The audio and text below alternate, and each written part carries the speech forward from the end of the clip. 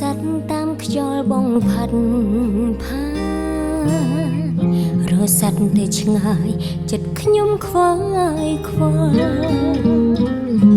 ស្រឡាញ់បងម្នាក់ពិតជាកងវល់ព្រោះបងមិនយល់ជុំឬចិត្តអូនដូចសំពើនៅកណ្ដាលសាគរ